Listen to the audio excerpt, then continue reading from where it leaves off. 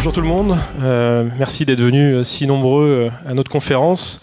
On va échanger avec vous sur comment Digitaléo, donc comment on a pu mettre l'inbound au cœur de notre stratégie pour finalement driver tout notre business. Et on est passé, vous allez voir, de l'artisanat à l'industrie par cette méthode. Donc je suis accompagné de Sébastien. Bonjour à tous, ravi de vous voir aussi nombreux déjà aujourd'hui. Je vais commencer par me présenter. Donc moi je m'appelle Sébastien, donc je pilote le marketing chez Digitalo depuis un petit peu plus de 3 ans. Jocelyn, à l'époque, quand il m'a recruté, donc l'idée c'était vraiment de développer ce qu'on appelle une stratégie de génération de leads, donc d'acquisition de leads. Et on est rapidement parti vers une stratégie de l'inbound finalement. Et c'est important que Jocelyn soit là aujourd'hui. Pourquoi ? Parce que c'est un vrai projet qui doit être soutenu par en tout cas la direction. Pourquoi ? Parce qu'on investit beaucoup d'argent. On va investir un peu d'argent quand même, mine de rien. On va structurer les équipes, on va réorganiser parfois l'entreprise. Donc merci d'être là, Jocelyn, et de donner aussi ton point de vue. Et c'est ce qu'on va aborder durant une petite quarantaine de minutes. Ouais, c'est vraiment ce que tu dis, c'est exactement ça. C'est-à-dire que c'était une vraie décision stratégique qui s'exécute sur plusieurs années avec des moyens, on le verra tout à l'heure, importants, et puis dans la durée. Et ça doit être au cœur du business. Moi, c'est quelque chose aujourd'hui que je suis sur mon smartphone tous les jours. Donc ça met la pression sur Sébastien et les équipes, mais en même temps, ça permet de suivre son activité. Du coup, le fil rouge, on va vous expliquer pourquoi est-ce qu'on a déployé l'inbound marketing, pourquoi aujourd'hui toutes les startups notamment utilisent un peu cette stratégie-là. Ça permet d'aller vite, vous allez comprendre. On rentrera dans le vif du sujet, comment est-ce qu'on a fait concrètement chez Digitaléo. Et puis on parlera un peu d'investissement, de structuration d'équipe, c'est des données qui peuvent être intéressantes pour vous. Et puis on terminera par un petit bilan. Et ben on démarre. Donc l'histoire, alors je vais faire très bref parce que c'est pas le thème du jour de vous raconter toute l'histoire d'entreprise. Et puis ça fait 15 ans que j'ai créé l'entreprise, donc ça serait un peu long.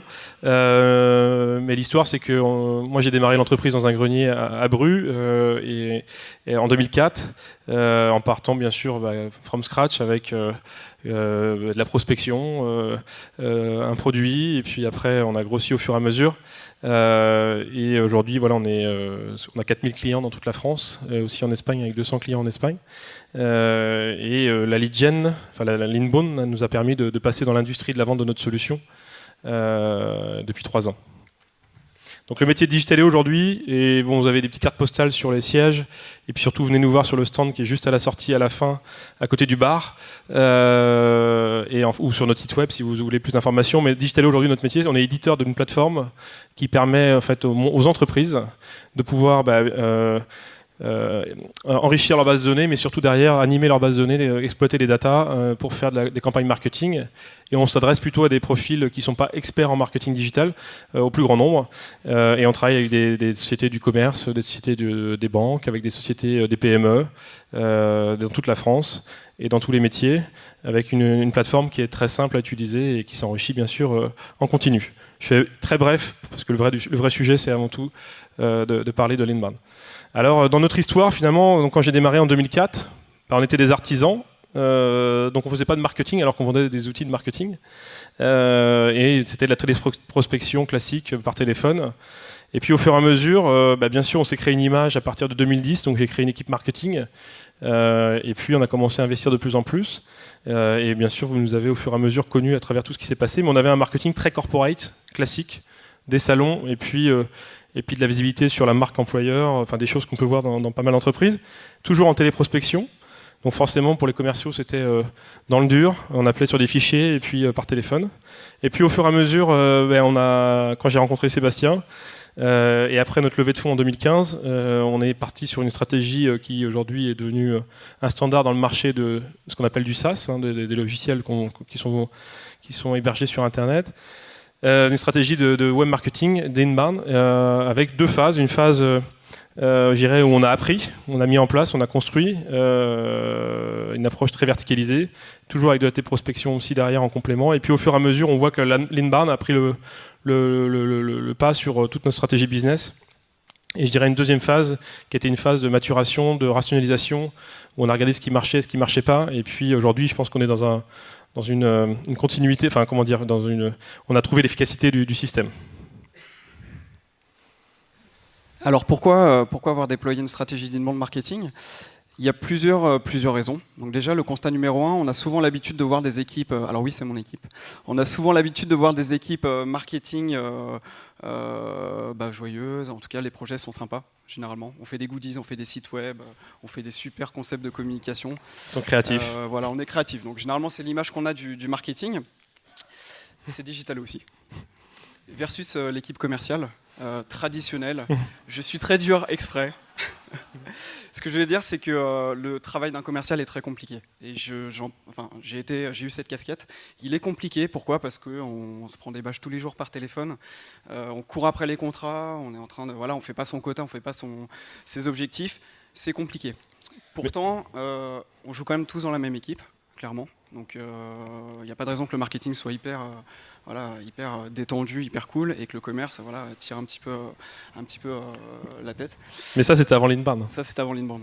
Non, l'idée, c'est vraiment, on joue dans la même équipe. Donc l'idée, c'est vraiment d'aligner le marketing et le commerce. Donc c'est vraiment la force de ces stratégies-là. C'est qu'on va vraiment beaucoup échanger. Et nous, aujourd'hui, Jocelyn... Aujourd'hui, quand on ne fait pas les chiffres, quand on est loin de l'objectif, Jocelyn se tourne très rapidement vers moi, vers le marketing. Est-ce que les leads sont de bonne qualité ? Est-ce qu'il y en a assez ? Donc on a vraiment inversé. Enfin moi, ça c'est quelque chose qui m'a surpris. Avant de se tourner vers la direction commerciale. L'avantage de l'inbound, c'est que vous pouvez tout mesurer et avoir une vraie prévision de votre business. Moi j'ai fait une opération de levée de fonds en 2015, donc qui dit actionnaire dit mesurer et mesurer les résultats. Et donc l'inbound ça plaît beaucoup aux financiers aussi parce que ça permet d'avoir vraiment une prévision de ce qui va arriver et finalement de structurer l'approche et le pilotage par les chiffres dans une entreprise, et dont le marketing en premier lieu. Constat numéro 2, Jocelyn.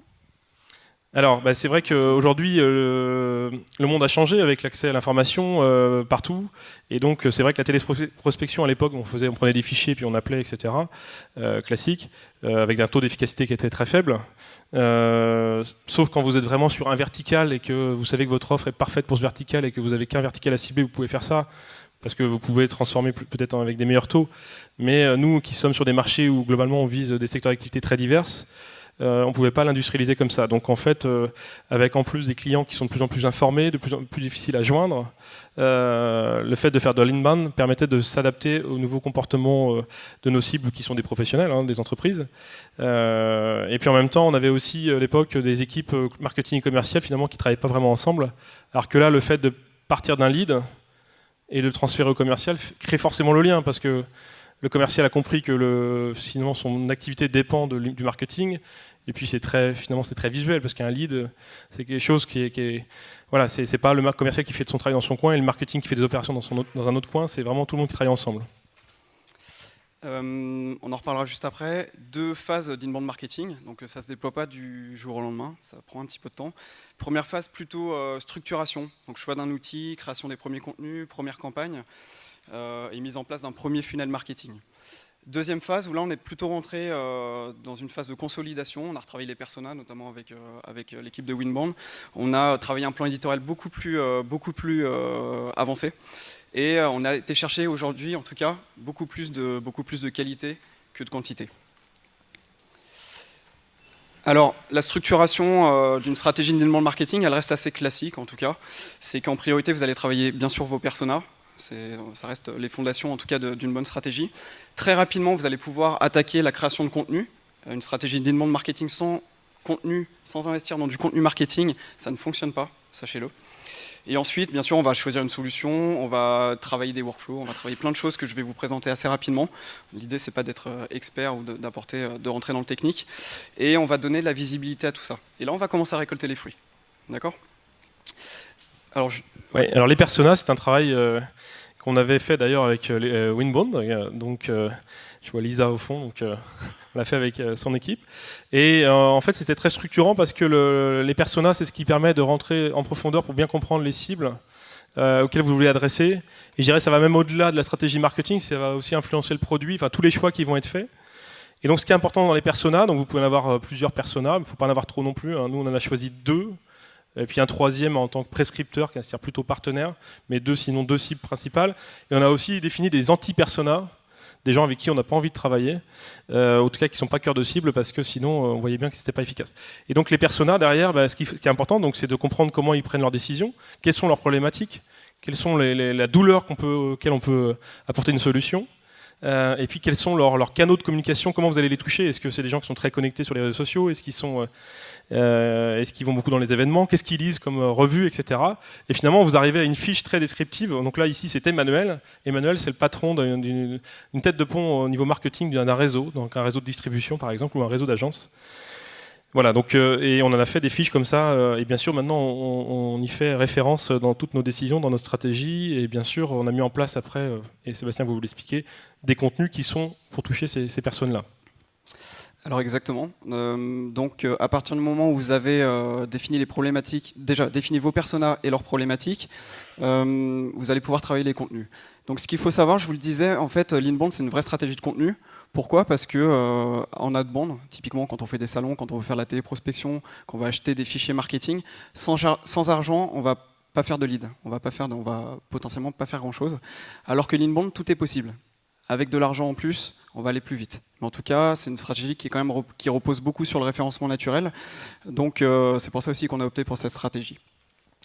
Jocelyn vous en parlait, on va chercher les problématiques des personas. D'accord? Donc typiquement, si on prend Emmanuel, on sait qu'il a quelques problématiques de fidélisation de clients, de génération de trafic en point de vente, de base de données, il peut y en avoir beaucoup. Et l'idée, c'est de pouvoir lui apporter en fait des réponses via des contenus téléchargeables. Là, j'insiste, ça va être des contenus téléchargeables, des offres. Ça peut être des infographies, des livres blancs, des e-books, des vidéos, des PDF pour des témoignages clients. Et on va essayer de les placer en fonction de la maturité du prospect, de son parcours. D'accord? Donc l'idée, comment ça se traduit physiquement? Chez Digitaléo, par exemple, on s'est mis en route tout le premier semestre 2018 pour rédiger des contenus assez denses et en fonction du cycle de vie, donc de la maturité du prospect. Donc ça se traduit comment? On a sorti 45 documents téléchargeables, donc assez lourds. Et les petits points verts que vous voyez autour, c'est quoi? C'est tous les articles de blog. Pourquoi? Parce qu'une landing page, donc une offre, va être très compliquée à positionner en naturel, en tout cas, en référencement naturel, dans Google. D'accord? Et ce qu'on fait, c'est qu'une fois qu'on a créé l'offre, donc on a créé ce qu'on appelle une landing page, on va pousser donc avec un formulaire. Je te donne un contenu, par contre, donne-moi un petit peu de data. C'est un bon échange. Hein, et derrière, on va donc alimenter avec ces articles de blog, et à chaque fois une bannière qui redirige vers, qui donne de la visibilité à votre offre. C'est extrêmement important. En fait, clairement, c'est ramener maximum de trafic vers le site web pour que et pages d'atterrissage pour vraiment en faire un entonnoir, bien sûr, pour engager une relation, une discussion avec le prospect. Ensuite, le choix de la solution, c'est pareil, c'est Jocelyn qui va vous en parler. Il ne faut pas se tromper. Donc, à partir du moment où on commence à créer, à injecter beaucoup de contenu dans sa solution de marketing automation, ça va être compliqué de faire demi-tour. Vous pouvez, hein, mais ça va représenter du travail supplémentaire. Alors justement, donc le choix de la solution, donc on vous a mis quelques noms de solutions. Donc on a choisi HubSpot chez Digitaléo, après avoir comparé avec d'autres solutions. Bien sûr, ce qu'il faut, c'est regarder si vous êtes plutôt dans le domaine B2B, B2C, c'est pas forcément les mêmes solutions. Est-ce que vous êtes plutôt une PME ou un grand compte? Bien sûr, pas prendre non plus une Ferrari pour. Ça dépend jusqu'où vous voulez pousser le mécanisme d'automation, entre autres, et de nurturing de lead. Bien sûr, il y a une question de budget en face aussi, et puis de capacité à déployer l'outil. Donc moi, les équipes ont choisi HubSpot. Voilà, aujourd'hui on est très content de notre choix et je dirais on n'imagine pas changer parce que ça tourne à plein régime et puis tout a été paramétré, ce serait très lourd pour nous de changer, donc effectivement il faut bien réfléchir avant de choisir parce qu'on ne change pas tous les ans de l'outil, quoi. Maintenant le déploiement concrètement, donc la première chose qu'il va falloir faire, c'est faire dialoguer les outils ensemble, d'accord? Donc aujourd'hui nous notre porte d'entrée c'est le site web. On fait énormément de contenu, on pousse énormément de contenu en tout cas sur le digital. Donc la porte d'entrée c'est le site. Tout ce qui rentre par le site passe impérativement par HubSpot. Nativement, il y a des interconnexions pour que ça puisse ensuite se synchroniser avec Salesforce. Donc notre CRM c'est Salesforce et on va faire ce qu'on appelle donc un mapping.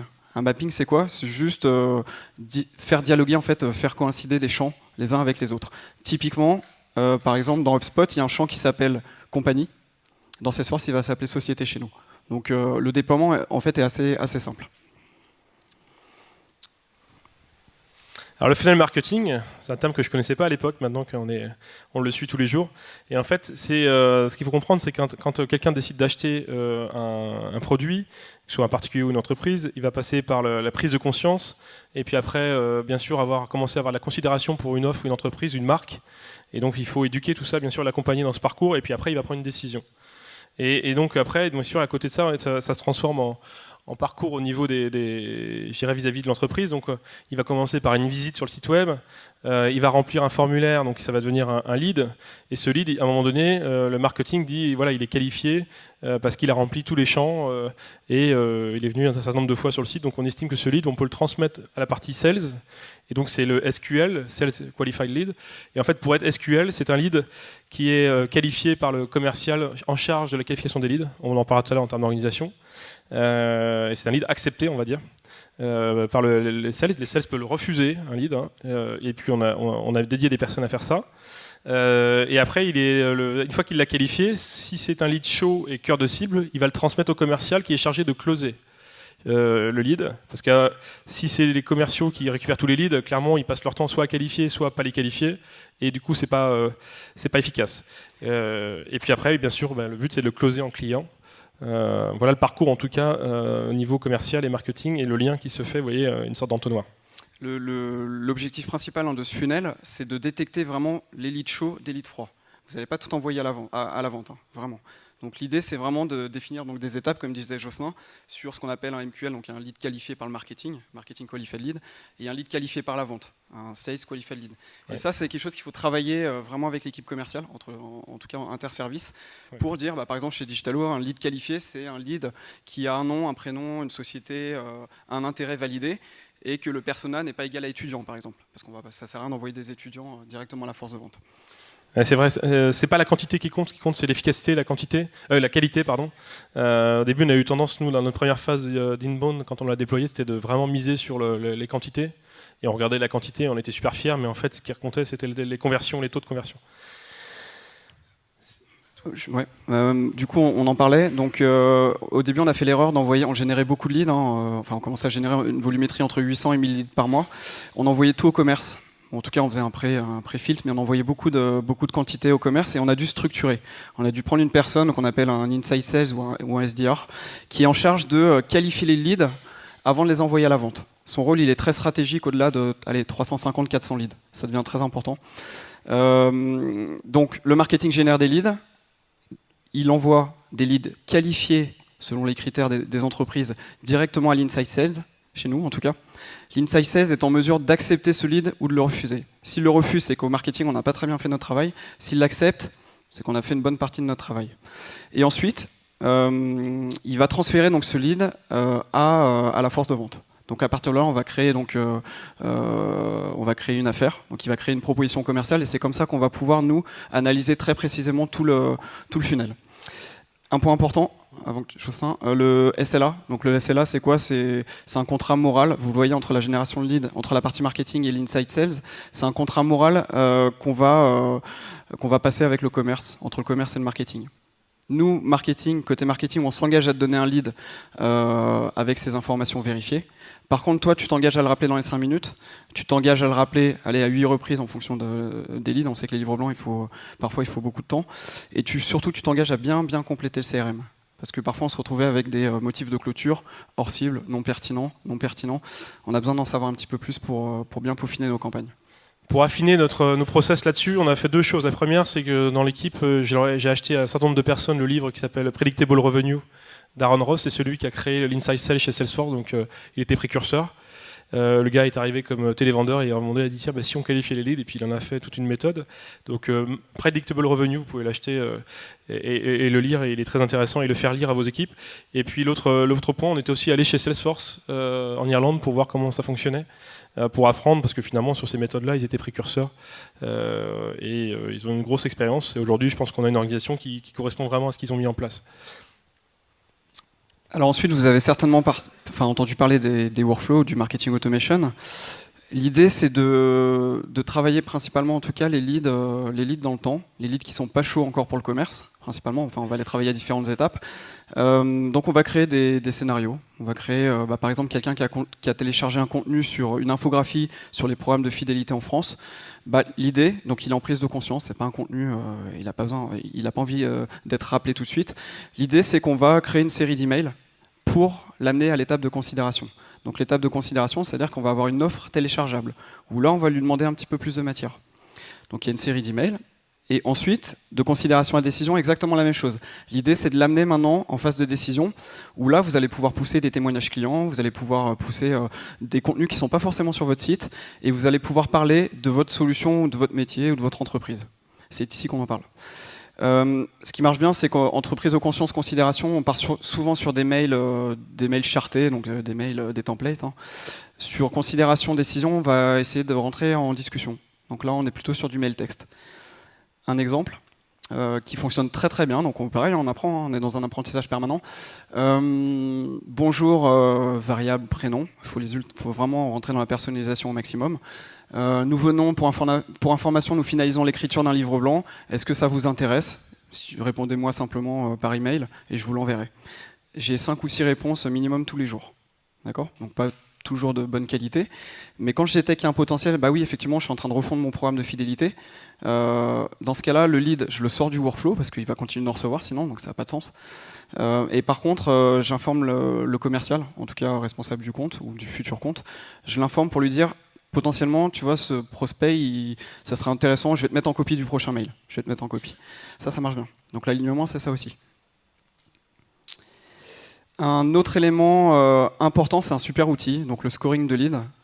Historiquement, on fonctionnait chez Digitalo, on basait tout notre funnel marketing sur le scoring. C'était pas ultra précis. Donc on a fait différemment aujourd'hui. On fonctionne plutôt sur des critères dont je vous ai parlé tout à l'heure, hein, la complétion de certains champs. Et on vient muscler en parallèle avec cet outil. Donc on vient scorer des gens sur leur comportement. Par exemple, quelqu'un qui est revenu 3 fois sur notre site, qui a téléchargé 2 livres blancs, qui a fait une demande de démo, potentiellement sera plus chaud que quelqu'un qui est juste venu une fois, mais qui était quand même identifié en MQL. Ça peut arriver. D'accord ? Donc ça, c'est un élément vraiment, un outil vraiment important pour prioriser chez nous, en tout cas, le traitement des leads. Et là, si on prend Thomas, donc Thomas, c'était notre Inside Sales, la personne qui est en charge de qualifier les leads. Et en fait, il a, dans tous les leads qu'il doit rappeler dans la matinée, il va avoir le score. Il va avoir le score à côté et il va pouvoir prioriser. C'est un élément qui est vachement intéressant. Donc maintenant, vous avez créé pas mal de choses, votre outil est plutôt complet, vous avez beaucoup de contenu marketing, il va falloir diffuser. Et c'est la clé aussi, hein. C'est la clé. C'est-à-dire que vous pouvez produire énormément de choses. Si vous ne diffusez pas, si vous ne mettez pas de l'argent sur la table, clairement, ça ne produira pas grand-chose. Donc plus votre page va drainer de trafic, on le sait tous, plus il y aura de trafic sur votre page web, plus il y aura de trafic sur votre site, plus vous aurez des chances d'acquérir du prospect ou du lead. D'accord ? Donc on va passer par les canaux traditionnels du web marketing, SEO, AdWords, Bing, etc., réseaux sociaux, ça marche plutôt bien. Et ensuite, vous allez pouvoir donc créer X campagnes pour promouvoir vos contenus. Un exemple de landing page qui fonctionne plutôt bien. Donc vous voyez, on a supprimé tous les points de fuite, il n'y a pas de menu de navigation. Il y a un titre assez accrocheur, 8 bonnes pratiques, les 5 meilleures recommandations pour... on peut imaginer plein de choses, ça marche plutôt bien. Et un formulaire de prise de conscience, donc très light. Prénom, nom, email. On n'a pas besoin de plus. De toute façon, on va pas s'en occuper pour l'instant. La personne a téléchargé le contenu. Extrêmement important. Vraiment, je vous engage, en tout cas même si vous avez certainement déjà des campagnes qui tournent, la page de remerciement, c'est un véritable levier pour faire chauffer vos leads. Pourquoi ? Parce que une personne qui est en train de télécharger 10 exemples, ou en tout cas comment générer un e-book sur comment générer du trafic dans mon point de vente, potentiellement, si on lui pousse dans la foulée un exemple un petit peu plus précis, 10 exemples de campagnes SMS qui génèrent du trafic à coup sûr, en moyenne, il y a 20% des gens qui téléchargent dans la foulée. D'accord ? Donc sachez que parfois on mettait des displays, en taux de clic, on est entre 15 voire 25% de taux de clic sur ces pages-là. Donc gardez le lead. Et là, pour télécharger ce contenu, on lui demande un petit peu plus d'infos. Pareil. Ok, je connais déjà ton prénom, ton nom, donne-moi un petit peu plus de matière. quelques displays. On a mis quelques exemples pour pousser sur LinkedIn, sur AdWords. Il faut bien choisir vos sites, mais également aussi sur Facebook, ça fonctionne plutôt bien. Le zoom sur le SEO, je vous en parlais tout à l'heure. Voilà, c'est typiquement le genre de requête qu'on va chercher. C'est de la longue traîne, on appelle ça la longue traîne. Et ça fait peut-être 50, 100, 200, 400 visites en plus par mois, mais petit à petit, en fait, ça donne une image et une visibilité de dingue à votre société. Et l'idée, c'est que bien sûr, une fois que vous avez cliqué dessus, hop, va un petit peu plus loin. Je te fais un petit teasing, va un petit peu plus loin et télécharge l'ensemble du document. Voilà, on a diffusé, c'est bien, ça rapporte de l'argent, je sais pas, il faut qu'on analyse. Donc, on améliore que ce qu'on mesure, c'est un vrai, je trouve que ce proverbe il est plutôt pas mal. Donc l'analyse, vous allez faire quoi? Bien sûr, vous allez analyser la partie web marketing, tous les indicateurs clés liés à votre site web, liés à vos landing pages. Donc là, on va regarder les taux de rebond, on va regarder bien sûr les taux de conversion, on va regarder le temps passé sur les pages. Ensuite, ce qu'on va faire, c'est que nous, dans notre CRM, c'est vraiment notre CRM qui pilote l'ensemble des équipes. Le commerce, le marketing, le customer success, toutes les équipes. On centralise tout dans Salesforce. Pourquoi? Parce que toute la data est là-dedans. Et donc, on va pouvoir analyser très précisément le funnel marketing qu'on a vu tout à l'heure. Typiquement, au mois de janvier 2018, on a eu, alors je vois pas très bien, mais on a eu 325 livres blancs téléchargés. Il y en a eu réellement, en fait, en identifié MQL, donc en lead qualifié, 137, et finalement en lead accepté par la vente, 27. Donc vous voyez, ça chute très rapidement. Et en lead signé, ça va chuter encore plus. Donc il vous faut de la volumétrie. Ça, c'était ma plus grande découverte, c'est que avec l'inbound, c'est qu'il y a énormément de gens qui ont du temps et qui sont très curieux sur Internet, mais que finalement il n'y a pas de sujet de business. Et voilà, donc c'est d'où l'importance de bien qualifier pour éliminer ces gens-là au niveau du commerce. Sinon, vos commerciaux, ils passent du temps à pas faire leur métier finalement. Donc à partir du moment où vous mettez un filtre, vous avez une meilleure performance.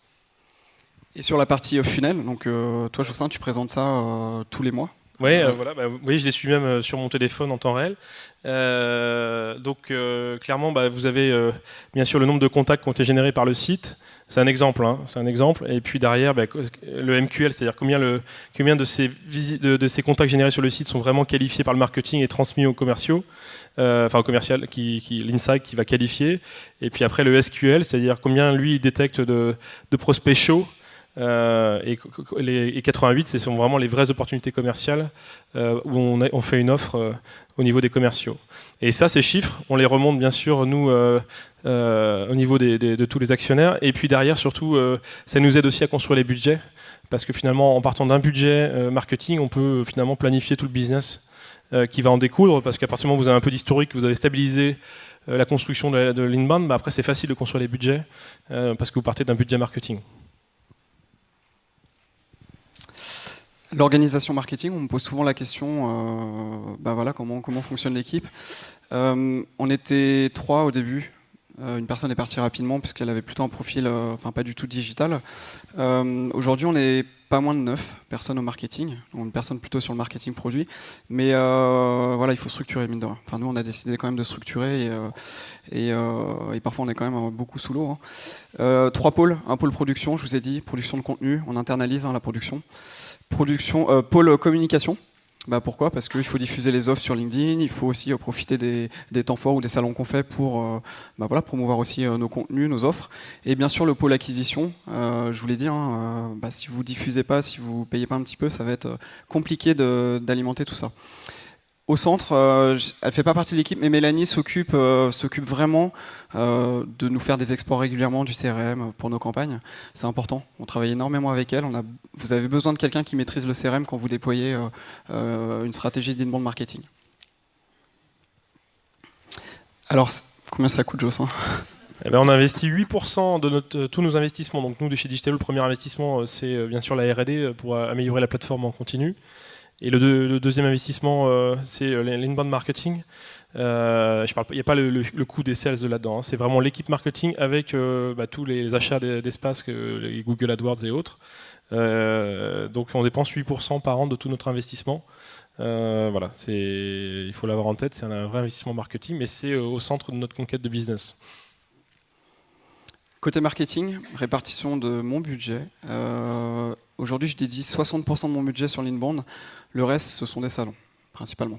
Donc 60%, c'est pas rien quand on connaît le montant. Mais plus précisément, après, ce qui va coûter cher, bien sûr, c'est les campagnes marketing aujourd'hui. Mais quand on regarde l'an passé, on était sur la production de contenu, on était plutôt aux alentours des 20-22%. D'accord ? Un budget qui bouge pas trop, c'est plutôt les outils, on a structuré aujourd'hui. Donc on reste quand même à 11% de l'investissement, des 60% pardon, du budget. Alors, on va vous parler des difficultés, des victoires, parce qu'on a vécu les deux, hein, clairement. Ça, je vous l'ai dit, parfois c'est compliqué aussi de réorganiser une entreprise. Les difficultés, Jocelyn, t'en as vu ? Ouais, je l'ai un peu dit tout à l'heure, c'est-à-dire qu'au début on filtrait pas beaucoup, donc à la fois le marketing envoyait quasiment tous les leads aux sales, et en plus il n'y avait pas de personnes pour qualifier les leads, donc les commerciaux se retrouvaient noyés de leads, et nous on croyait que c'était les commerciaux qui faisaient pas leur travail, c'est juste qu'ils savaient plus où aller, et que les leads étaient vraiment pas toujours qualifiés, donc clairement ce qu'on a mis en place en phase 2, c'est-à-dire qualification à la fois au niveau du marketing et qualification au niveau de l'inside sales pour envoyer aux commerciaux que les bons leads, ceux qui sont chauds. Au début, les sales n'avaient pas aussi compris l'intérêt de la démarche. Ils disaient que c'était la dernière nouveauté du marketing, mais ils n'avaient pas compris que ça allait changer leur business. Donc il est important de vraiment communiquer sur les objectifs, bien sûr que ce soit porté par la direction aussi, pour faire en sorte que les commerciaux soient pleinement acteurs, parce que l'hygiène du CRM est essentielle, hein, si on veut mettre en place de l'inbound. Si on veut traquer derrière les résultats, il faut que les commerciaux soient bien pilotés sur ce sujet-là. Donc le CRM, et puis après éventuellement il y avait des réglages, parce que forcément au début on va mettre trop de pression, on va manquer un peu de finesse dans les workflows par exemple, et tout ça s'est affiné au fur et à mesure en corrigeant. Donc c'est faire du test and learn, et puis garder bien sûr que ce qui marche et corriger ce qui ne marche pas. Et la douleur sur les contenus, c'est important. La création de contenu. Hein. Oui, alors il y a eu un gros travail de l'équipe pour créer des contenus. Voilà, alors nous on l'a fait en interne. Vous pouvez choisir de l'externaliser, mais en interne, on est quand même expert de notre sujet, donc on a misé là-dessus, et voilà, ça nous a permis finalement de se développer une vraie expertise au fur et à mesure, qui peut être utile même pour des conférences, par exemple. Exactement. Quelques victoires quand même. Hein. Donc il faut savoir qu'aujourd'hui, on génère entre 60 et 70% du business entrant. Quand à l'époque, on était plutôt aux alentours des 10-15%. Donc ça pousse. Hein. On dépense, mais en face, on a quand même des résultats. On a initié des très beaux dossiers aussi, hein, grâce à certains livres blancs. Donc on a une vraie visibilité web. C'est-à-dire qu'aujourd'hui, vraiment, à force de diffuser en payant et en naturel, d'être présent en naturel, on commence vraiment à avoir une notoriété qui s'installe. Donc ça, c'est plutôt chouette. Une belle volumétrie de leads entrantes. Donc on a minimum 600 leads par mois, même sans trop pousser, sans refaire de nouvelles campagnes. Donc c'est constant, hein, et on peut monter jusqu'à 1200, 1500 leads, mais après c'est une question de budget. Il suffit qu'on accélère encore plus sur le budget donc là ça demande aussi une organisation différente si on veut accélérer. On a un process industrialisé, on est capable de lancer des campagnes très rapidement aujourd'hui. Voilà, on sait faire. Pour nous c'est assez simple. Le budget AdWords et Bing, bien sûr, il diminue fortement tous les ans. Donc ça c'est plutôt intéressant, notamment avec les places acquises en SEO. Et puis on peut analyser très finement aujourd'hui les points de friction dans le funnel marketing. C'est comme ça qu'on a détecté des freins. Hein. On se rendait compte que finalement on passait beaucoup trop de leads au commerce et que c'était pas la faute des commerciaux. Enfin c'est la faute de personne, mais s'ils pouvaient pas gérer, je me mettais à leur place. Et du coup aujourd'hui c'est plutôt alors ça a été compliqué, c'est beaucoup d'éducation, le monde marketing. Avec la force de vente, il faut s'appuyer sur des leaders. Hein, moi, je m'appuie beaucoup avec Steven pour la partie commerciale. Mais il faut vraiment partager et expliquer pourquoi est-ce que vous faites, pourquoi est-ce qu'on bouscule un peu les codes traditionnels. C'est extrêmement important. L'alignement, on appelle ça le smart marketing, entre le commerce et le marketing. Alors, pour terminer, puisqu'il reste plus beaucoup de temps. C'est toi ? 5 minutes. Ouais. D'accord, 5 minutes. Bon, ça va. Donc si je pouvais en tout cas, ou si on pouvait vous faire quelques recommandations pour les gens qui souhaitent développer ce genre de stratégie. La première recommandation, c'est que je vous l'ai dit, c'est pour ça que Jocelyn est là, c'est que le projet il doit vraiment être soutenu par la direction. Ça ne peut pas fonctionner ainsi. Jocelyn, parfois je challenge un petit peu aussi sur le budget, il faut y aller. Hein. Non, mais à partir du moment où on peut mesurer que ça marche, on est à fond. La deuxième chose, bien sûr, structurer très rapidement la production de contenu. Si vous avez les ressources en interne, très bien. Sinon, prévoyez un budget pour externaliser. Il y a des gens qui le font très bien. Enfin, troisièmement, investissez dans une solution. Pourquoi? Parce qu'on peut faire de l'inbound sans solution marketing, mais ça va vite devenir compliqué. Donc quand vous avez une volumétrie de leads importante, ça va être compliqué. Donc investissez rapidement. Pourquoi? Parce que les équipes marketing gagnent beaucoup de temps à créer leur page, parce qu'on peut faire gagner beaucoup de temps au commerce aussi. Voilà, on fait du nurturing, on fait plein de choses, on peut scorer des leads. En tout cas, il faut le faire, je vous préconise de le faire. Éduquer la force de vente, je vous le disais juste avant, et éduquer les équipes en fait, l'ensemble des équipes, et même le produit pour nous. Pour une boîte ça c'est important, on a besoin d'eux pour développer des choses. Et enfin, partager, c'est important de partager tout ça, les résultats, même si c'est pas toujours... c'est difficile au début, clairement, c'est difficile. Mais en tout cas, partager, améliorer, vraiment on est dans une amélioration continue, dans un apprentissage, et c'est important de le partager au sein de toute l'entreprise. Alors chez Digitaléo aujourd'hui, du coup on peut plus s'en passer. On peut plus s'en passer et clairement dans les innovations futures qu'on sortira, on fera en sorte qu'elles soient en phase avec la lead gen, c'est-à-dire que on sortira pas des nouveaux produits si finalement on peut pas aborder le marché par la lead gen. Voilà, parce que clairement c'est ce qui permet de scaler une entreprise. On parle en ce moment des scale-up, des machins. Les scale-up, c'est celles qui ont trouvé finalement, qui ont mis en place une lead gen qui permet de vite grossir. Et les fonds d'investissement ont bien compris, parce qu'ils mettent de l'argent pour pouvoir investir beaucoup en lead gen justement, parce que c'est ce qui permet de grossir vite et de prendre les marchés très rapidement. C'est pas adapté à toutes les entreprises, mais ça peut fonctionner sur énormément de secteurs d'activité. Toutes les entreprises, pourquoi? Parce que si votre cible est et pas du tout online, pas mature sur le web et qui ne va pas aller chercher des solutions sur les réseaux sociaux ou se documenter sur le web, clairement, vous aurez du mal à faire une lead gen efficace. Et dans ce cas-là, il vaut mieux être dans une approche traditionnelle. Mais par contre, pour toute cible de clients qui, aujourd'hui, où le web est un canal d'information, clairement, l'inbound est une vraie solution pour grossir plus vite. Et donc aujourd'hui, chez Digitaléo, les commerciaux, ils sont très contents. Et parce qu'on les aide tous les jours et ils ont compris que le marketing était là pour les aider à performer dans tous les sens du terme. Donc on s'amuse bien en tout cas. Et il y a une belle complicité entre le marketing et le commerce qui fait plaisir à voir. Donc le challenge, dans 2 ans on revient, assister à une conférence de l'un d'entre vous.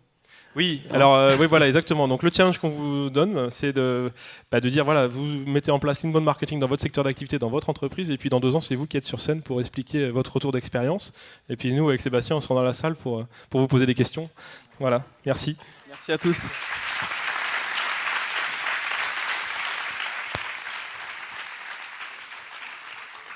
Et pour ceux qui voudraient avoir plus d'informations sur Digitaléo, un peu de commerce, un peu de publicité, n'hésitez pas à venir sur le stand ou sur digitaléo.fr pour venir nous découvrir. Mais vous inquiétez pas, on ne va pas vous harceler non plus. Et pour ceux qui... On est dispo pour les questions par contre? Oui, justement, il n'y a pas beaucoup de temps pour les questions, donc n'hésitez pas, je crois qu'il faut qu'on... non, 2 minutes, ça va être chaud. Voilà, 5 minutes. Ah, okay. Super. Super. Donc on est à votre disposition pour les questions.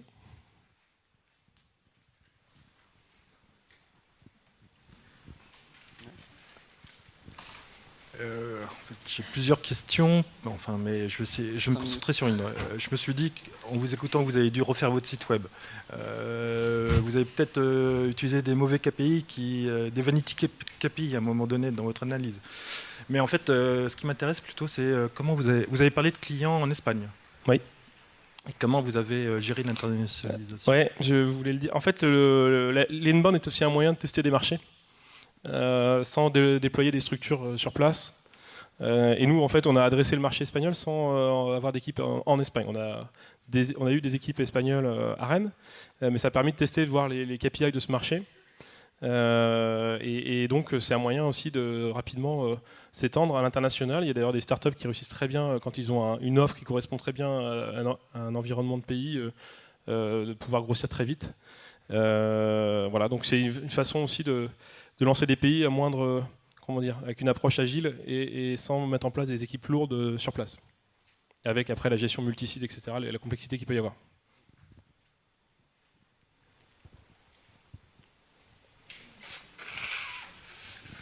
Oui, bonjour. Donc juste pour rebondir justement sur cette même question, en déployant sur un autre pays, comment vous faites? Vous faites un copier-coller traduit, ou est-ce que vous adaptez à la culture, au contexte, à quelque chose? Est-ce qu'il y a une adaptation particulière dans la stratégie inbound sur l'Espagne versus France, par exemple? On va dupliquer bien sûr beaucoup de contenu. On va les dupliquer, mais on va essayer de. Nous, on a internalisé une équipe espagnole. Donc, on va dupliquer les contenus, on va reproduire exactement la même chose, sauf qu'on va aller beaucoup plus vite puisque c'est déjà industrialisé. Donc, par contre, il faut être sûr que la plateforme d'automation puisse aussi ouvrir les routes sur d'autres pays. Donc ça, généralement, c'est un coût. Mais en tout cas, oui, il va falloir restructurer. Alors, une équipe moindre, puisqu'on va commencer en mode agile, mais on va refaire exactement la même chose sur un autre pays, en 3 fois plus vite, généralement. Okay. Le seul paramètre un peu plus compliqué à gérer, c'est le SEO. Là, par contre, on sait qu'il va falloir 2 ans, 3 ans avant d'avoir des premiers résultats, des choses qui vont vraiment être significatives. Okay. Merci.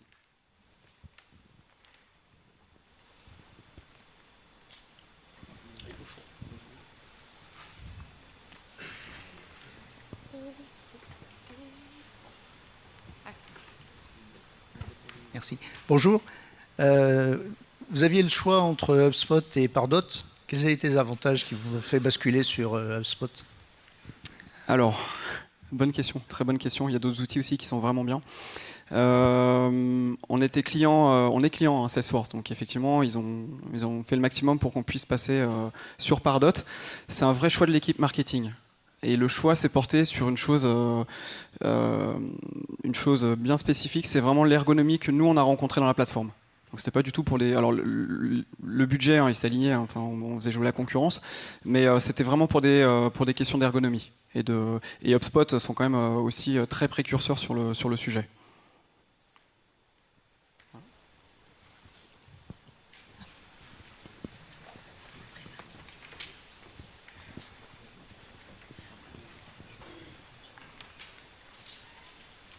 Merci.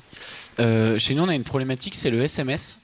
Et dans une stratégie inbound, on a du mal à le traquer, du mal à le suivre. On fait face à des agriculteurs pour notre part.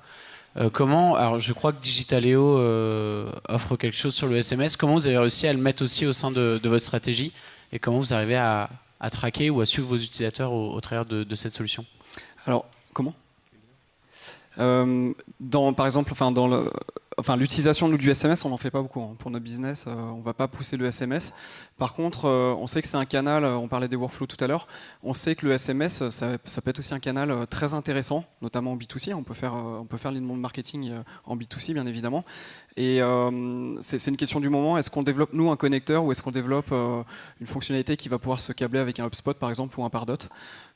Après, nous, dans notre business, on ne va pas pousser de campagne SMS. Parce qu'on est en B2B sur des personnes qui sont plutôt sédentaires au bureau. Par contre, dans votre domaine, le SMS peut être très utile. Après, on a des techniques au niveau du SMS, mais on pourra en discuter si vous voulez après, pour mettre des liens par exemple et aller beaucoup plus loin dans le tracking de ce que ça peut donner. Donc des liens avec des pages d'atterrissage pour pouvoir montrer de la photo, avoir du formulaire par exemple. Donc on peut en parler si vous voulez après ou sur notre stand. Et en fait, les canaux à utiliser, il faut adapter en fonction de la cible. C'est-à-dire que quand on est en B2B, on va plutôt utiliser l'email, c'est moins intrusif que le SMS. Et tout le monde ne donnerait peut-être pas son numéro de mobile. Et en B2C, par contre, ça peut fonctionner très bien. Donc, voilà. Ce qu'on vous propose, c'est que si vous voulez poursuivre les discussions, n'hésitez pas à aller sur le stand Digitalo. Moi, je serai là. Ah bah non, j'ai une conf juste après. Ouais, mais moi, j'y serai. Jocelyn sera là. Mais c'est toi l'expert, mais voilà. bon. Mais bon, je peux répondre quand même. Mais n'hésitez pas à me faire un mail ou échanger avec moi sur LinkedIn. Ouais. Merci beaucoup. Merci vous étiez nombreux. Merci. Bonne journée.